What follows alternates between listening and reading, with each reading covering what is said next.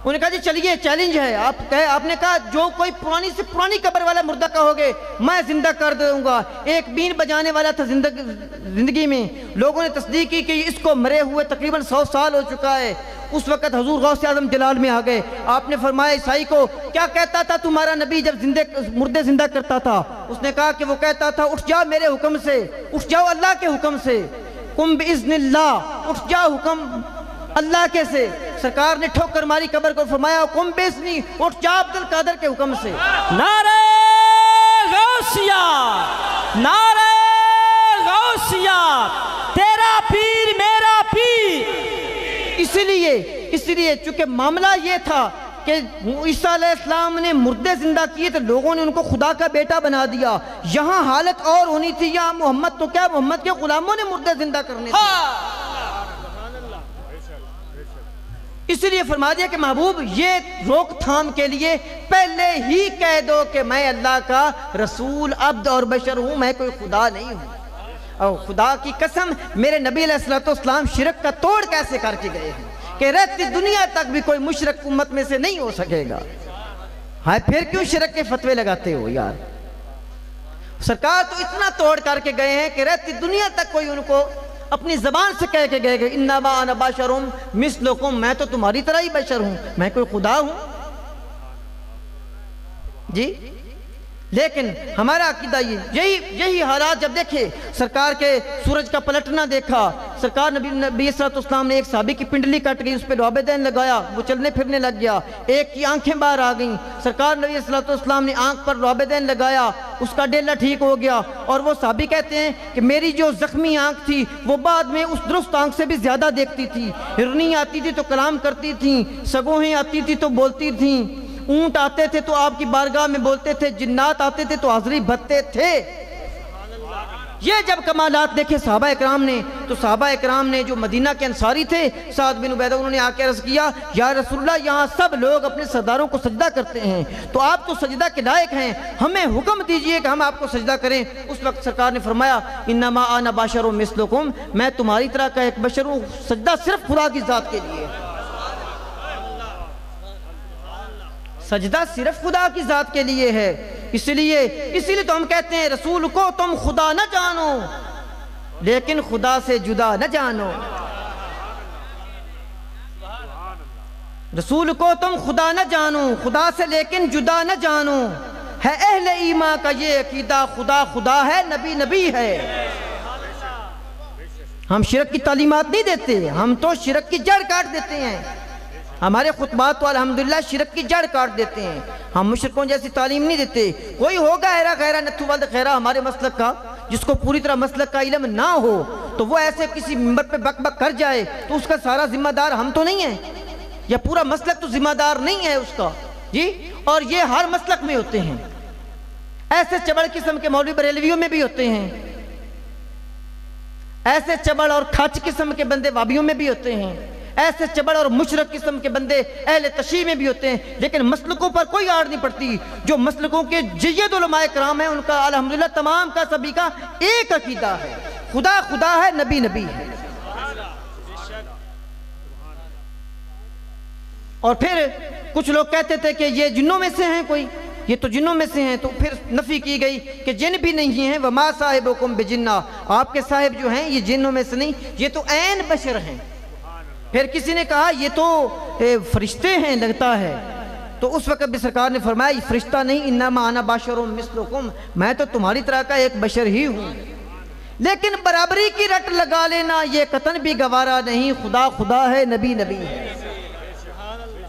لیکن کوئی اندھا کانا مولوی نبی کا بھائی بن جائے اور کہے میں انا بشر مثلکم کی دلیل لے کر کہ میں نبی جیسا ہوں، تو وہ نبی جیسا کبھی بھی نہیں۔ لوگ کہتے ہیں کہ سرکار احکام شریعہ میں مسلمانوں کے برابر ہیں، فقیر کا دعویٰ ہے کہ احکام شریعت میں بھی سرکار برابر نہیں ہے۔ میں ابھی چند مثالیں دے دیتا ہوں۔ وہ کہتے ہیں انی رسول اللہ، تم میں سے کوئی انی رسول اللہ کہہ کے دکھائے۔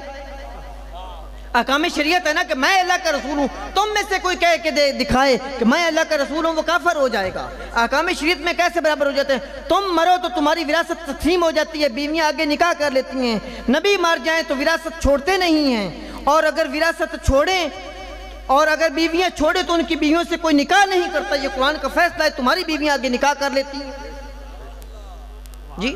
نبی کی بیویوں کو آگے نکاح کرنے کی اجازت نہیں ہے. یہ شریعت ہے نا, تو پھر شریعت میں برابر کیسے تمہارے ہو گئے؟ اللہ نے فرمایا وَلَا أَن تَنكِحُوا أَزْوَاجَهُ مِن بَعْدِهِ أَبَدًا. نبی کی بیویوں سے کوئی بھی نکاح نہ کرے, ہمیشہ تک نہ کرے. یہ برابری ہے. تم مرو تو تمہارا, ہم قانون کے پابند ہیں, قانون ان کا پابند ہوتا ہے. ہم قانون کے پابند ہیں, قانون ان کا پابند ہے. وہ تو کعبے کی بھی پابند نہیں ہے, کعبہ ان کا پابند ہے. جب کعبہ بدلنے کی نوبت آئی تو سرکار نے فرمایا فَلَنُوَلِّيَنَّكَ قِبْلَةً تَرْضَاهَا. محبوب قبلہ اس طرف بنا لو جس طرف تمہاری مرضی ہے. تم کہہ کے دیکھو, تمہارے کہنے سے کوئی قبلہ بدلتا ہے؟ تمہارے کہنے سے تو کوئی مسجد کی دیوار نہیں بدلتا جی. برابری کیسے ہو گئی؟ ان کے کہنے سے اللہ کعبہ بدل دیتا ہے, تمہارے کہنے سے کوئی مسجد کا مولوی تمہارے آنکھیں نہیں لگتا جی. برابری کیسے آ گئی بھائی؟ تہجد ان کے لیے فرض ہے, ہمارے لیے نفل ہے. برابری کیسی؟ تہجد نبی کے لیے فرض ہے, ہمارے لیے نفل ہے. برابری کیسی؟ ہم سو جائیں تو ہمارا وضو فرار, اور وہ سو جائیں تو ان کا وضو برقرار. نبی سو جائیں تو نبی کا وضو برقرار, اور بندہ سو جائے تو بندے کا وضو, مولوی صاحب کا وضو فرار جی. برابری کیسی؟ سرکار نے فرمایا تناب ما یعنی عین آیا, تناب مان عین آیا. میری آنکھیں سوتے ہیں ولا ینام قلبی, میری آنکھیں سوتے ہیں میرا دل نہیں سوتا. یہ بخاری شریف کی حدیث ہے. انہیں حلال و حرام کا اختیار دیا گیا ہے, مولوی کو حلال و حرام کا اختیار نہیں دیا گیا. رسول جس کو چاہیں حلال کر دیں, جس کو چاہیں حرام کر دیں. اللہ نے فرما دیا محبوب تیری مرضی ہے, جس کو چاہے حلال کر دے, جس کو چاہے حرام کر دے. اور سورت میں ابھی آیت پڑھ دیتا ہوں, سورت اعراف کی آیت ہے وَيُحِلُّ لَهُمُ الطَّيِّبَاتِ, جو تمہارے لیے پاک چیزوں کو حلال کرتا ہے. وَيُحَرِّمُ عَلَيْهِمُ الْخَبَائِثِ, اور جو تمہارے لیے بری چیزوں کو حرام قرار دیتا ہے. اس کا مطلب ہے نبی کو اختیار ہے, چاہے تو حلال کر دے, چاہے تو حرام کر دے. اور مولوی صاحب کیا پدی اور کیا پدی کا شوربہ جی. مولوی تو کہاں تو بے شک حلال کر لے, اور کچھ نہیں حلال کر سکتا جی. کہاں تو 10 دن باندھ کے بے شک حلال کر لے, لیکن اور کوئی چیز حلال کرنے کی مولوی صاحب کے پاس میں نہیں ہے. بھئی برابری کیسی؟ سرکار کی زندگی میں مفسرین فرماتے ہیں, محدثین, سرکار نے اپنی کل زندگی میں, پوری زندگی میں صرف 17 کلو اناج کھایا ہے. 17 کلو. اور غالباً میرے خیال ہے ہمارے دور میں تو مولوی صاحب کا ایک وقت کا شاید ناشتہ ہی بنے جی. 17 کلو اناج ہے. سرکار نے کل 63 سال زندگی میں کل 17 کلو اناج کھایا ہے. اور ہم تو بڑولوں کے بڑولے کھا گئے ہیں, منوں کے من اور ٹنوں کے ٹن کھا گئے. برابری کیسے؟ ان کا بھولنا اور ہے, ہمارا بھولنا اور ہے. ہم بھولتے ہیں, ان کو بھلایا جاتا ہے. بات نہیں سمجھے؟ ہم بھولتے ہیں, ان کو بھلایا جاتا ہے. موطا امام مالک کی حدیث ہے, سرکار نے فرمایا لَأَنْسَا أُنَسَّا, میں بھولتا نہیں, میں بھلا دیا جاتا ہوں. لے اسنہ, تاکہ سنت بن جائے. میں بھولتا نہیں ہوں. لَأَنْسَا أُنَسَّا, میں بھولتا نہیں بلکہ بھلا دیا جاتا ہوں. لے اسنہ, تاکہ تمہارے لیے سنت بن جائے. سرکار بھولتے بھی اس لیے ہیں تاکہ امت کے لیے آسانی ہو جائے. سرکار بھولتے نا تو اللہ ایک ایک بات پہ اتنی گرفت کرتا ہے کہ ہم حساب جواب دینے کے قابل نہ رہتے. ایک بڑا عجیب ٹاپک کرنا شروع کرنے لگا ہوں. یہ بشر کی جو رٹ ہے, یہ بشر کہا کس نے, کل پوری توجہ ہے, یہ کائنات میں کس نے بشر کہا.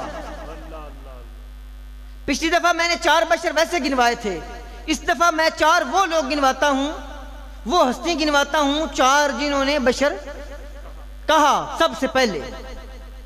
پچھلی دفعہ میں نے بیان کیا تھا کہ کل 4 بشر ہیں, اور میں نے قرآن پاک سے بشر گنوائے تھے.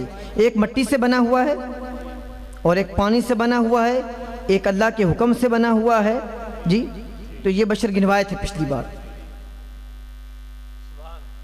آج یہ دیکھتے ہیں کہ سب سے پہلے بشر کہا کس نے؟ اور پھر کیا ہمارا کہنا بشر بنتا ہے؟ سب سے پہلے بشر کہا اللہ نے، سب سے پہلے بشر کا لفظ استعمال کیا اللہ نے۔ اللہ نے فرمایا انی خالقم بشرم، میں ایک بشر بنانے والا ہوں۔ جی پھر تفصیل آگے جائیں گے، پہلے تھوڑا سا سنتے جائیں۔ دوسرے نمبر تے بشر کہا ابلیس نے، کہا لم اکن لاسجد لبشر، میں اس بشر کو سجدہ کروں؟ پہلا کس نے کہا؟ تھوڑا سا بولیے گا نا تو مزہ آئے گا۔ دوسرا کس نے کہا؟ اللہ نے کہا کہ میں بشر بنانے والا ہوں۔ تو جب بشر بن گیا تو شیطان لعین نے کہا، ابلیس نے لم اکن لاسجد لبشر، میں کیا بشر کو سجدہ کروں؟ یعنی تو جو میرے سامنے آنکھوں کے بشر بنایا میں اس کو سجدہ کروں گا؟ یعنی تو نے مجھے اتنا گھٹیا سمجھا ہے، میں اس کو سجدہ کروں گا بشر کو؟ تو دوسرا بشر کہا ابلیس نے، اور تیسرا بشر کہا خود نبی نے۔ جی خود نبی نے کہا، اور چوتھا بشر کہا کافروں نے۔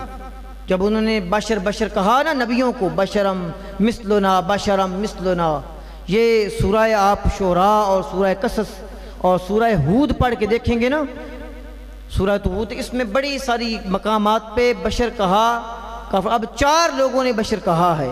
کس نے بشر کہا ہے؟ اللہ نے کہا ہے، ابلیس نے کہا ہے، اور نبیوں نے کہا ہے، اور کافروں نے کہا ہے۔ جو آج لوگ کہتے ہیں بشر، وہ ان 4 میں سے کس کیٹیگری میں آتے ہیں؟ آپ نہیں سمجھے؟ نہیں یار نہیں، میں نے صرف سوال کیا، جواب نہیں دینا۔ یعنی وہ کس کیٹیگری میں کہنا چاہتے ہیں؟ ایک تو اللہ نے کہا ہے، اللہ کے خدا بننا چاہتے ہیں، اگر نہیں بننا چاہتے تو پھر ابلیس بننا چاہتے ہیں، اگر ابلیس نہیں بننا چاہتے پھر نبیوں نے کہا نبی بننا چاہتے ہیں۔ یہ تو سارے، اور پھر کافروں، وہ تو میں تو لفظ کہہ نہیں سکتا کہ آپ کافروں میں نعوذ باللہ ہو جائیں۔ یہ کل 4 قرآن پاک میں کل 4 مقامات ہیں جہاں لوگوں نے انبیاء کو بشر کہا ہے، اور کوئی نہیں۔ اور خود نبی نے کہا، اور جب ابلیس نے کہا نا، وہ ابلیس کا تھوڑا سا واقعہ سن لے۔ ابلیس نے بشر کہا، جب اللہ تعالیٰ نے بشر بنایا، کہا میں ایک بشر بنانے والا ہوں، تو بشر بنایا تو فَإِذَا سَوَّيْتُهُ، پھر جب میں نے اس کو برابر کر دوں، اللہ نے فرمایا میں ایک بشر بنانے والا ہوں۔ یہ سورہ الحجر کی آیات ہیں 27، 28، 29، 30، گھر جا کے پڑھ کے دیکھیے گا۔ میں ایک بشر بنانے والا ہوں، فَإِذَا سَوَّيْتُهُ، پھر جب بشر بنا لیا تو پھر اس کو برابر کیا، اس کو مکمل کیا، اور پھر فرمایا وَنَفَخْتُ فِيهِ مِن رُوحِي، اور پھر میں اس میں اپنی روح پھونکوں گا۔ پھر میں نے اس میں اپنی روح پھونکی، اور جب میں روح پھونکوں فَقَعُوا لَهُ سَاجِدِينَ، تو تم سب فرشتے اس وقت سجدے میں گر جانا۔